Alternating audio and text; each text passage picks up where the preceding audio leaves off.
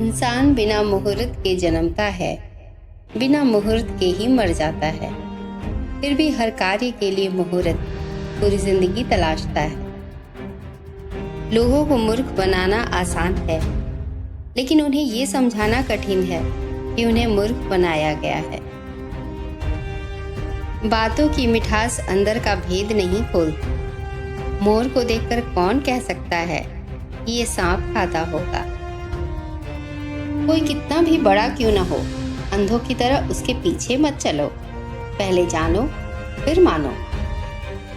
जिंदा जा नहीं सकता, मरा बता नहीं सकता, फिर स्वर्ग नरक की खोज किसने की। अंधविश्वास कहता है मेरे बिना कुछ किए ही मेरा परमात्मा मुझे सब कुछ दे देगा। विश्वास कहता है अगर मैं मेहनत करूंगा तो मेरा परमात्मा मेरी मेहनत कभी बेकार नहीं जाने देगा। अंधविश्वास किसी पर मत करना, चाहे वो कोई धर्म ग्रंथ हो या किसी महानुभाव का कहना, जब तक वो तुम्हारी बुद्धि विवेक की कसौटी पर खरा न उतरे। एक बहुत ही ज्ञानी और लोकप्रिय संत थे।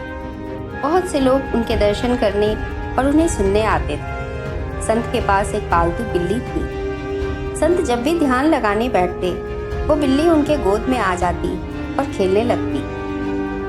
वो बिल्ली ऋषि को शांति से ध्यान में बैठने नहीं देती थी। बिल्ली की इस चंचलता से परेशान होकर ऋषि ने एक उपाय सोचा। अगली बार उन्हें जब भी ध्यान में बैठना होता तो वो बिल्ली को पास के एक पेड़ से बांध देते और फिर ध्यान में बैठते। ध्यान से उठने के बाद वो बिल्ली का बंधन खोल देते थे। यही सिलसिला प्रतिदिन चलने लगा। उनके शिष्य रोज यह देखते थे, पर किसी ने भी संत से इसका कारण नहीं पूछा। कुछ समय बाद संत उस आश्रम को छोड़कर किसी दूसरे नगर में चले गए। ऋषि के जाने के बाद उस आश्रम में रहने वाले उनके शिष्यों ने सोचा कि वो लोग भी वहां ध्यान लगाएंगे। उन्होंने आपस में विचार किया कि गुरुजी तो रोज ध्यान लगाने के पहले बिल्ली को सामने के पेड़ से बांध देते थे और ध्यान से उठने पर उसे खोल देते थे। बस फिर क्या था? शिष्यों ने सबसे पहले कहीं से एक बिल्ली खोजा, फिर उसे पेड़ से बांधा और तब ध्यान में बैठा। यही सिलसिला चलने लगा।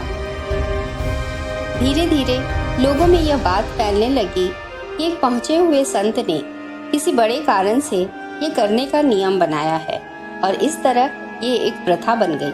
और फिर उस नगर में जब भी कोई ध्यान में बैठता, पहले एक बिल्ली को पास के पेड़ से बांध देता था। ये कहानी हमें बताती है कि एक अंधविश्वास कैसे फैलता है। किसी भी काम, रीति रिवाज, प्रथा को मानने के पहले उसके बारे में सही जानकारी होनी चाहिए। एक पीढ़ी में पाखंड चलता है, दूसरे में वह परंपरा बन जाता है, फिर कुछ आगे चलकर वह हमारे देश की सभ्यता बन जाता है।